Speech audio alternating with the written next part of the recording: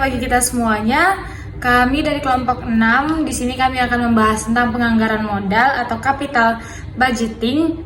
Sebelumnya kami akan memperkenalkan diri kami terlebih dahulu. Perkenalkan, nama saya Sophia Juliana Pasaribu. Saya selaku moderator dan pemateri pertama dan teman-teman saya. Perkenalkan, saya Dimas Panggabean. Perkenalkan, saya Gebika Sasiregar sebagai pemateri yang ketiga. Baiklah, kita masuk ke materi pertama, yaitu tentang penganggaran modal atau capital budgeting. Yang pertama itu konsep dasar anggaran. Menurut Anthony dan Govin Darajan 2005, anggaran adalah rencana keuangan yang biasanya mencakup periode 1 tahun dan digunakan sebagai alat jangka pendek serta pengendalian manajerial. Artinya, anggaran menjadi pedoman bagi manajemen dalam menjalankan aktivitas operasional agar tetap sesuai dengan tujuan yang telah ditetapkan. Sementara itu, Munandar 2015 menyatakan bahwa anggaran adalah rencana yang disusun secara sistematis yang meliputi seluruh kegiatan perusahaan, dinyatakan dalam satuan moneter dan berlaku untuk jangka waktu tertentu di masa yang akan datang. Penekanan pada kata sistematis menunjukkan bahwa penyusunan anggaran harus dilakukan secara terstruktur dan berdasarkan data yang relevan. Berdasarkan kedua pendapat tersebut, dapat disimpulkan bahwa anggaran adalah rencana keuangan yang disusun secara sistematis, mencakup seluruh aktivitas organisasi dalam periode tertentu, dinyatakan dalam satu moneter, serta berfungsi sebagai alat perencanaan dan pengendalian guna mencapai tujuan perusahaan secara efektif dan efisien. Nah, yang kedua, pengertian capital budgeting. Jika anggaran pada umumnya berkaitan dengan perencanaan jangka pendek, maka capital budgeting berfokus pada perencanaan investasi jangka panjang.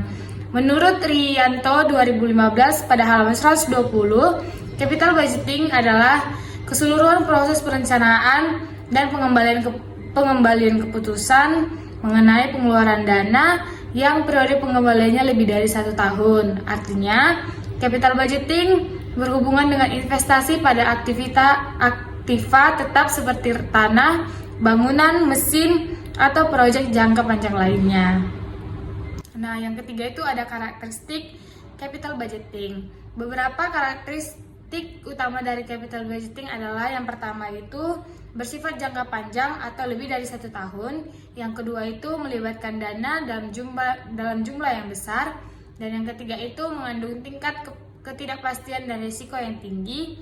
Dan yang keempat atau yang terakhir, keputusan yang diambil sulit untuk dibatalkan.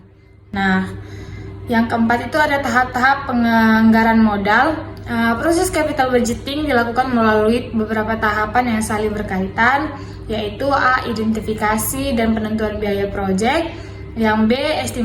Estimasi aliran kas yang diharapkan. C. Estimasi risiko proyek. D. Penentuan biaya modal. E. Perhitungan nilai waktu. Dan F. Pengembalian keputusan. Nah, selain itu ada juga manfaat dari penganggaran modal, yaitu membantu perusahaan dalam merencanakan kebutuhan dana jangka panjang secara rinci. Dan yang kedua, manfaatnya itu menghindari pemborosan investasi yang tidak produktif. Dan yang ketiga itu meningkatkan kualitas pengambilan keputusan. Yang keempat itu mengoptimalkan penggunaan sumber daya perusahaan. Yang kelima itu mendukung pertumbuhan dan ekspansi usaha secara terencana. Nah, dengan adanya capital budgeting, perusahaan dapat memastikan bahwa investasi yang dilakukan benar-benar memberikan nilai tambah. Lalu yang B itu ada macam-macam keputusan penganggaran modal. Yang pertama itu berdasarkan tujuan investasi. Ada investasi penggantian, ada investasi perlunasan, ada investasi perluasan, ada investasi pertumbuhan. Yang kedua itu berdasarkan hubungan antar project, ada independent project, ada mutually exclusive project, ada complementary project, dan juga substitute project. Sekian dari saya, selanjutnya saya berikan kepada pemateri kedua. Selanjutnya itu estimasi arus kas. Jadi estimasi arus kas ini merupakan komponen yang paling krusial dalam capital budgeting karena keputusan investasi sepenuhnya bergantung pada besarnya kas yang diharapkan. Yang pertama itu initial cash flow atau aliran kas awal, yang dimana ini merupakan pengeluaran awal untuk memperoleh aset dan mempersiapkannya hingga siap digunakan. Adapun komponen intinya dari cash flow ini meliputi harga pembelian aset, biaya pengangkutan dan instalasi, biaya uji coba, dan tambahan modal kerja. Jadi cash flow itu bersifat negatif karena merupakan pengeluaran kas. Oke, jadi contoh soal yang pertama itu sebuah perusahaan membeli mesin baru dengan rincian sebagai berikut.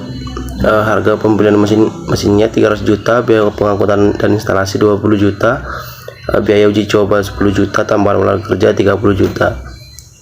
Jadi perhitungan initial cash flow-nya itu initial cash flow sama dengan harga aset ditambah dengan instalasi tambahkan dengan uji coba plus modal kerja, dapatlah hasilnya 360 juta. Nah, karena ini merupakan pengeluaran, maka initial cash flow-nya itu dibuat tanda minus atau bisa tanda kurung besar 360 juta. Yang kedua yaitu operational cash flow atau proceeds, yaitu merupakan arus kas yang dihasilkan selama umur proyek. Jadi jika investasi dia menggunakan modal sendiri, maka dapat dihitung proceeds sama dengan laba bersih setelah pajak ditambahkan dengan depresiasi.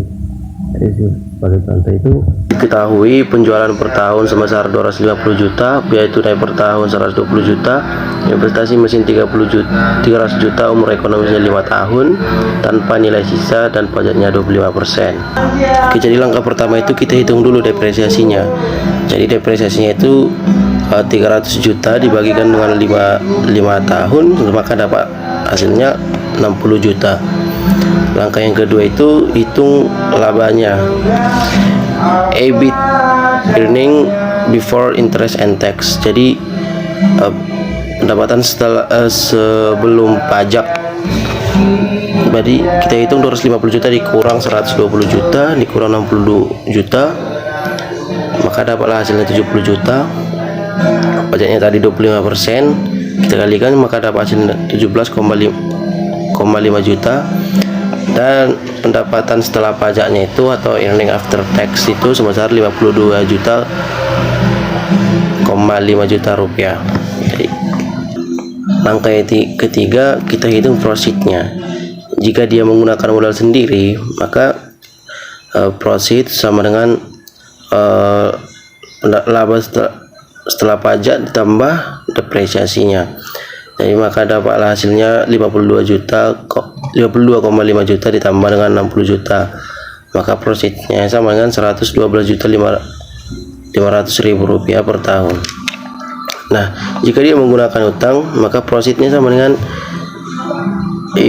earning after tax ditambahkan dengan depresiasi tambah dengan bunga dikalikan dengan 1 dikurang pajak. Jadi misalkan tadi proyek yang dibayar dengan pinjaman dengan bunga 40 juta rupiah per tahun, dari perhitungan sebelumnya earning after tax setelah bunga sama dengan 30 juta.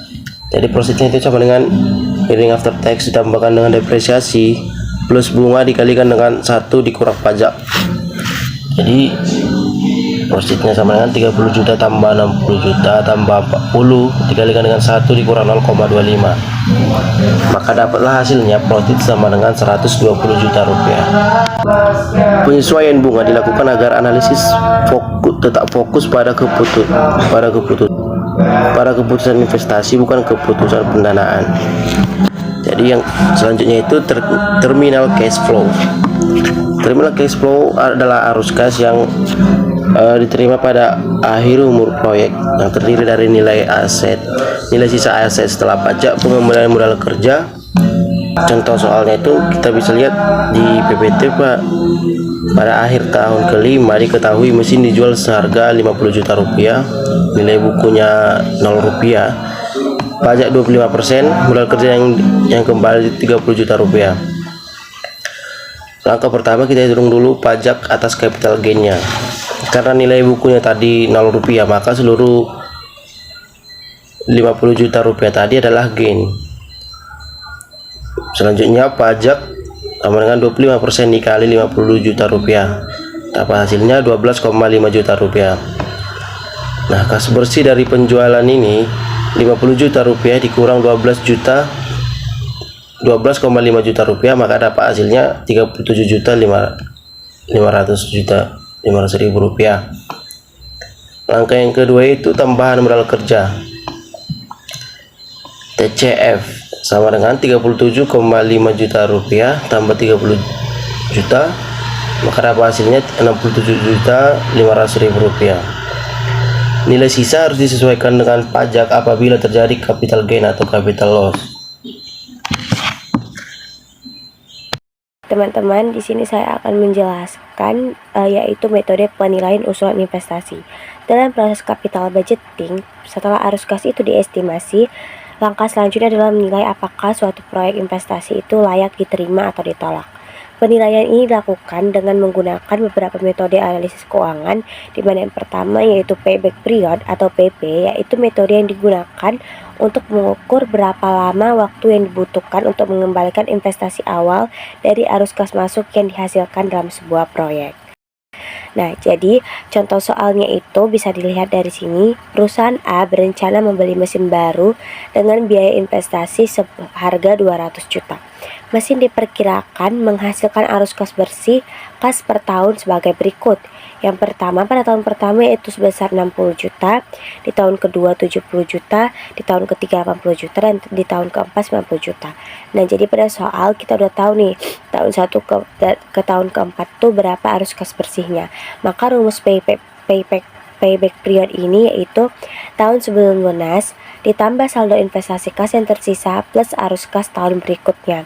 Jadi kita pakai dua tahun, yaitu tahun sebelum lunas dan arus kas tahun berikutnya, dimana kita harus hitung dulu 1 tahun keberapa arus kas kita itu bisa kembali sehingga investasi kita layak diterima atau tidak. Nah, jadi pada soal ini sudah ditemukan jawabannya bahwa payback period itu kembali dalam waktu 2,875 tahun.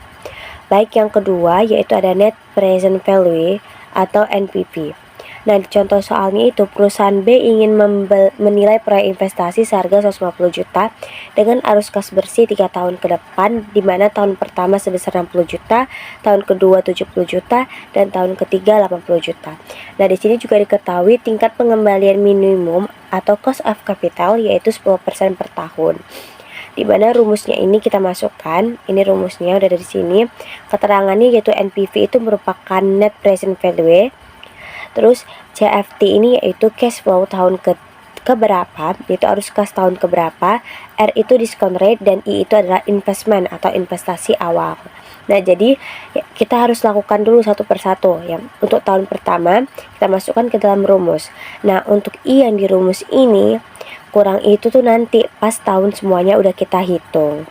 Jadi tahun pertama kita hitung dulu, kita masukkan ke rumus. Nah, kenapa ini 0,1? Yaitu di sini sudah diketahui 10% ini kita desimalkan menjadi 0,1. Lalu masuk rumusnya 60 juta dibagi 1 ditambah 0,1 dipangkatkan 1 yaitu 54,545,455. Itu untuk tahun pertama. Nah, untuk tahun kedua 70 juta dibagi 1 tambah 0,1 pangkat 2 yaitu 57,851,240. Nah, untuk tahun ketiga 80 juta dibagi 1 tambah 0,1 pangkat 3 yaitu 60,120,286. Nah, kita jumlahkan, kemudian kita kurangkan dengan total investasi awal yaitu 150 juta, maka hasilnya yaitu NPV positif sebesar 22,516,981.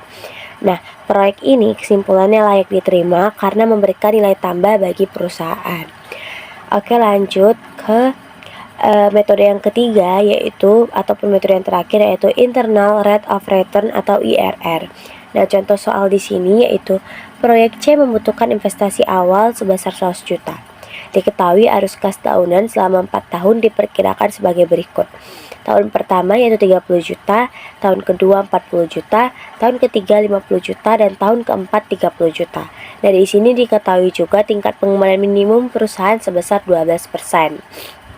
Di mana IRR ini kita rumusnya itu menggunakan metode trial and error. Jadi kita masukkan dulu sekiranya berapa persen yang memungkinkan, di mana kita harus buat dia itu lebih di atas 12%. Nah, jadi di sini di contoh soal ini kita coba untuk 15%. Nah, di 15% setelah dihitung dapatnya 106,539, lebih besar dari 100 juta. IR sedikit lebih tinggi. Namun dia cuma sedikit aja. Makanya kita naikkan ke 16%, di mana nanti total present value-nya akan lebih tinggi dari 106,539. Jadi IRR itu harus lebih besar dari cost of capital. Jadi kita interpolasikan jadi 16%, di mana 16% lebih besar dari 12%. Proyek itu layak diterima.